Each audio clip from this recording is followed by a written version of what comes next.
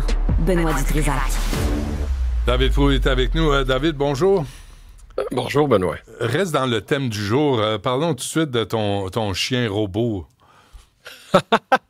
Mais écoute, je pense un autre des points qu'on a en commun, j'aime pas. Moi, aussitôt qu'un chien mord quelqu'un, ça devrait être euthanasie automatique. Là. Non, on va l'évaluer. Je comprends même pas. On va l'évaluer, puis on peut pas prédire qu'est-ce qu'il va faire plus tard. Non, donc, je t'ai montré un chien qui peut pas faire de mal à une mouche. Puis ce chien-là, c'est prévisible ce qu'il fait. C'est le robot Spot de Boston Dynamics qui existe depuis des années. Ouais. Puis tu peux y faire des tours, il peut te suivre. Bon, OK, c'est le prix d'une auto et plus. Là. Mais tout ça pour dire que lui, il fera jamais de mal à une mouche. Puis il n'y a pas, comme Jean-François me dit, il n'y a pas de poils qui restent, il fait pas de caca. Pas de litière. Pas de litière. Puis il se recharge tout seul. Excuse-moi. Il se recharge tout je seul? suis un gars chat, moi. Il se recharge tout seul, il s'en va à sa base, il se couche, puis les électrodes vont toucher à la batterie, puis il se recharge, puis il peut après ça refaire ses opérations. Ouais. Mais il n'y a pas... En entreprise, la façon qu'on... Ah, vas-y. Il n'y a pas d'émotion, c'est une conserve avec des réflexes, là.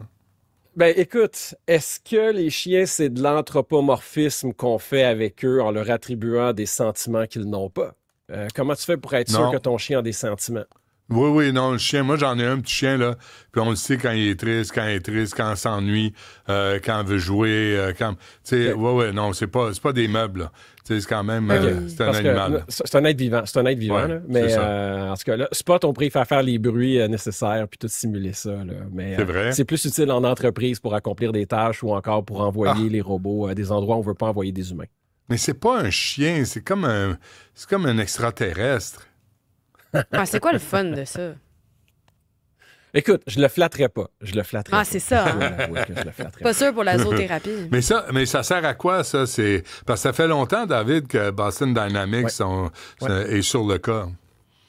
Officiellement, non, une vraie manière qu'on s'en sert en entreprise, c'est qu'il va aller lire des capteurs. Donc, il est autonome, il est capable de reconnaître son environnement.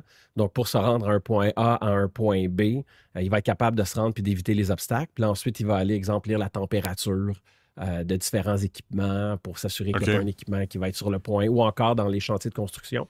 Il va, pendant la nuit ou pendant le jour, il va prendre des photos de l'ensemble des travaux qui ont été faits, puis ensuite, il va envoyer toutes les photos à un autre système qui va évaluer l'évolution des travaux, plein de choses comme ça qu'on peut lui... Penses-tu qu'on peut militariser ces appareils-là? Ben oui, évidemment. Tu as juste à faire une recherche, puis les Chinois, ils ont déjà mis des mitraillettes là-dessus. Puis, en fait, les Américains l'ont fait, c'est juste qu'ils n'ont pas mis la vidéo en ligne. Là. Donc, oui, c'est ça. Donc, évidemment que ça peut être militarisé. Mais toute évolution technologique passe par le militaire. Depuis toujours. Puis, tu sais, le champ de bataille en Ukraine, qui est un gaspillage de vie hallucinant. Là. Puis, tu sais, au début du conflit, quand Poutine voulait faire la paix, puis que les British ont convaincu l'Ukraine de ne pas la faire, là, tu sais, ça a gaspillé énormément de vie. Puis d'un point de vue technologique, on a été capable de voir l'évolution des drones. Donc, parce qu'il y avait les bloqueurs de signal. Donc, quand le drone arrivait proche de sa cible, le signal était embrouillé. Donc, la personne qui pilotait le drone n'était plus capable de voir ce qui se passait. Et ce que les Russes ont fait, c'est qu'au lieu de les connecter par ondes radio, ils ont connecté par fibre optique. Donc, des petits fils de fibre optique qui sont connectés en permanence au drone.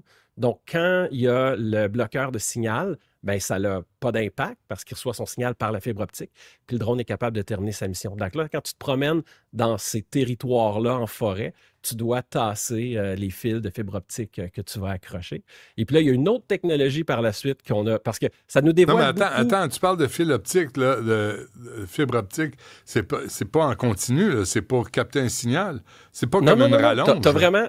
Non, c'est une rallonge. C'est comme une longue extension faite d'un petit fil de fibre optique comme un cheveu. Puis là, le drone, il part, puis il est constamment connecté et le signal est communiqué par fibre optique. Comme ça, tu as beau bloquer le signal. Ben oui. Il y a rien tu peux rien faire. Le signal passe par la fibre. OK. Donc, et là, par la suite, il y a une autre technologie qu'on se doutait que les Américains avaient, mais qu'on n'avait pas vue. C'est que là, ils ont l'équivalent d'un EMP. Donc, c'est un module qui est capable d'envoyer dans un certain angle un signal très puissant pour brûler les processeurs qu'il y a à l'intérieur du drone. Donc là, à ce moment-là, même si tu as la fibre optique, bien là, si le processeur dedans est brûlé, ton drone, il tombe par terre. Puis ça, on se doutait que ça existait. On avait plein de raisons de penser que ça existait, mais on ne l'avait pas vu. Puis là, on l'a vu. Tellement d'argent puis tellement de technologie gaspillée à s'entretuer. Oui, je sais, c'est triste, mais tu sais, ça, c'est pas l'AI qui fait ça, c'est l'humain qui fait ça. Oh, l'AI est responsable aussi. Arrête l'angélisme de l'AI. C'est le démon incarné, ça, du 21e siècle. Non, tu me cherches. Oui. C'est un outil, c'est un effet de levier. Puis la tech a toujours fait de l'humain ce qu'il est déjà. Donc, tu sais, je vais te donner un exemple. Tu sais, il y a le browser qui est sorti hier là, de ChatGPT Atlas, qui est un browser par intelligence artificielle. Puis, tu sais, moi, ce que je vais faire tantôt, je voulais le faire en ligne, mais je vais le faire en ondes, mais j'aurai pas le temps, mais je vais t'expliquer ce que je vais faire. Je vais juste lui dire, trouve ma députée que j'ai à Shefford, et puis envoie-lui un courriel pour lui dire que je suis contre la loi C9, puis que ça va faire que le Canada va être un enfer comme en Angleterre, puis qu'un jour, la police va venir cogner chez nous parce que mon fils va avoir liké quelque chose sur Instagram. Je suis contre cette loi-là. Je vais juste lui dire ça, puis le browser va faire l'ensemble de toutes les tâches, va aller trouver c'est qui mon député, va aller trouver son courriel, puis va envoyer le courriel. Donc, ça fait... Puis ça, c'est quelque chose que j'aurais voulu faire, mais que j'aurais pas pris le temps de faire. Donc, l'IA fait juste plus de moi. C'est juste un effet de levier par rapport à ce que je veux faire. Oui. Ou comme ça, on peut mieux harceler nos élus. Mais c'est important de leur dire... Ça va faire plus de ce que tu veux. Oui, non, mais je veux pas les harceler, mais il faut qu'ils sachent ce qu'on pense de leurs décisions, par contre. Et ça peut nous faciliter la vie. Façon polie, respectueuse. Mais il faut le faire pareil. Exact. Il y a combien d'auditeurs qui voudraient aller signer là, la pétition là, que tu as lancée là, pour la gouverneure générale? 68-39. 68-39. 68-39, oui. OK. Mais supposons que moi, je ne sais pas que c'est 68-39, puis que je l'ai entendu parler, puis que je veux la signer. Je demande à ChatGPT Atlas ou à Perplexity Comet, va trouver là, la pétition de Benoît Dutrisac à propos de la gouverneure. Là, je vais aller signer ça, puis remplis-la pour moi. Je veux juste qu'il me reste à cliquer Send, envoyer. Ben, il va le faire. Puis il va faire la recherche à ma place, puis il va le trouver, puis il va m'emmener à la bonne place. Et toi, pendant ce temps-là, tu peux faire à manger, tu peux faire autre chose de plus utile. Exactement. Je vais te donner un exemple de truc, puis je l'ai testé parce que j'ai vraiment, vraiment joué avec là, pour voir c'est quoi ses limites. Puis j'avais un cas où j'avais rencontré quelqu'un. Regarde, la semaine prochaine, je suis à Montréal pour MTL Connect. Je donne une conférence là. Il y a quelqu'un qui veut luncher avec moi, un client potentiel. Fait que j'ai juste dit à ChatGPT Atlas, j'ai un client potentiel, je nomme la compagnie, va trouver c'est qui dans mes emails, je vais être dans une conférence à MTL Connect, trouve c'est quand que je parle, trouve-moi un resto autour, réserve le resto, envoie un email au client, mets l'invitation dans mon calendrier. Puis Atlas est parti, puis a fait toute la tâche de A à Z. Bon, il a choisi un resto. Où est-ce qu'il a réservé? Où est-ce qu'il a réservé? Chez AEW? Attends, je vais aller chercher ça. Non. Attends, bouge-moi, je vais te dire ça. Là, tu me pognes, je vais toujours je vais te dire la place. C'est au Bouillon Bilk. Ah oui, c'est bon, là. Sur Saint-Laurent? Ouais. Ah, OK, tu t'épargnes rien, toi. Vas-y fort. Ben, c'est pas moi qui ai choisi, c'est OpenAI qui a choisi. Non, je vois ça. C'est pas OpenAI qui paye la note. De toute façon, c'est pas grave. Ouais, y a-tu autre chose à ajouter? Je sais que je suis un peu en retard, là, mais ce matin, qu'est-ce que tu veux? C'était plus long. Non, mais écoute, je voulais faire un petit parallèle sur les autos pour montrer un beau vidéo que JF a fait. Donc, tu sais, pour les autos chinoises, il y a un angle. Tu sais, comme moi, j'étais biaisé parce que j'aime pas les autos chinoises parce que j'ai perdu de l'argent en bourse à cause de NIO dans le temps.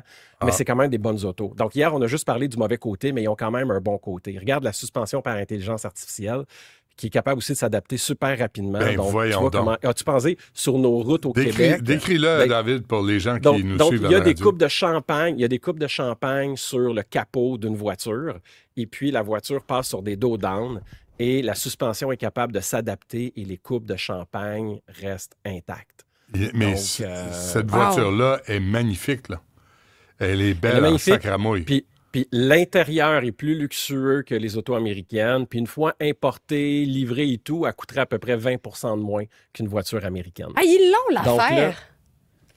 Mais là, la question qu'il faut se poser, là, puis je te ramène ça, puis tu vas voir mon fil conducteur dans tout ça, c'est de la même manière qu'avec Atlas, j'y donne toutes mes informations pour qu'il facilite ma vie pour envoyer un courriel à ma députée. De la même manière, il faut que je me dise, est-ce que je veux une auto chinoise qui va pomper toutes mes informations pour que je ressente aucun nid de poule? Donc, on a cette espèce d'échange-là de dire « Prends mes informations personnelles pour me rendre ma vie plus facile », puis je perds un peu de ma démocratie à toutes les fois que j'accepte de faire ça. OK. On se laisse sur cette phrase c'est quand même controversé. Oui, c'est troublant là, ce que tu dis, mais c'est un choix là, qui va nous être offert au cours des prochaines années. Hein. Il va falloir qu'on se fasse une tête sur la question. On n'aura pas besoin de nous mettre un gun sur la tête pour accepter le totalitarisme. Il va juste falloir nous éviter 2 clics dans notre vie de tous les jours. Ouais. Ou une puce dans la tête au lieu d'un gun. Hein? Ça va faire moins mal. Ça, on pourra en parler. On pourra en parler de ça. Ça s'en vient aussi. Ça marche. Bon. On parlera de ça plus tard. Merci, David. C'est bon.